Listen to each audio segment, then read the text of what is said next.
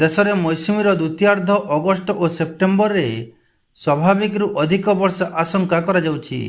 ପାଣିପାଗ ବିଜ୍ଞାନ ବିଭାଗ IMD ମହାନିର୍ଦ୍ଦେଶକ ଡକ୍ଟର ମୃତ୍ୟୁଞ୍ଜୟ ମହାପାତ୍ର ଏହି ସୂଚନା ଦେଇଛନ୍ତି।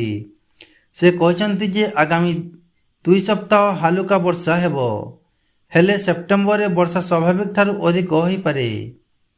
ତେବେ ପୂର୍ବୋତ୍ତର ଓ ପୂର୍ବ ଭାରତକୁ ଛାଡ଼ିଦେଲେ ଦେଶରେ ଅଧିକାଂଶ ଅଞ୍ଚଳରେ ଅଗଷ୍ଟରେ ସ୍ୱାଭାବିକ ବର୍ଷା ଆଶା କରାଯାଉଛି। ଜୁନ୍ ଓ ଜୁଲାଇରେ ହୋଇଛି ସ୍ୱାଭାବିକ ଠାରୁ ଅଧିକ ବର୍ଷା।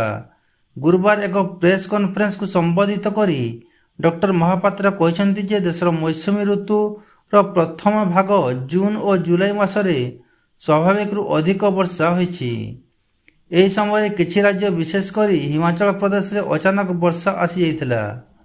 ସେ କହିଛନ୍ତି ଯେ ଦକ୍ଷିଣ ପଶ୍ଚିମ ମୌସୁମୀ ଋତୁର ଦ୍ୱିତୀୟାର୍ଦ୍ଧରେ ସାରା ଦେଶରେ ସ୍ୱାଭାବିକ ଠାରୁ ଅଧିକ ବର୍ଷା ହେବାର ସମ୍ଭାବନା ରହିଛି।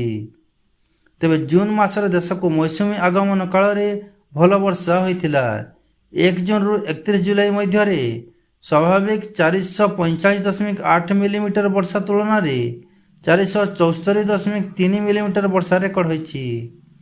ଏହି ସ୍ୱାଭାବିକ ବର୍ଷା ଠାରୁ ହାରାହାରି 6% ଅଧିକ ବୋଲି ଡକ୍ଟର ମହାପାତ୍ର କହିଛନ୍ତି। ଏଥିରେ ଅଗଷ୍ଟ ମାସରେ ବର୍ଷା ସ୍ୱାଭାବିକ ହେବାକୁ ଥିବା ଜୁନ୍ ସେପ୍ଟେମ୍ବର ମୌସୁମୀ ଋତୁର ଶେଷ ମାସରେ ସ୍ୱାଭାବିକ ଠାରୁ ଅଧିକ ବର୍ଷା ହେବ ବୋଲି ପୂର୍ବାନୁମାନ କରିଛନ୍ତି।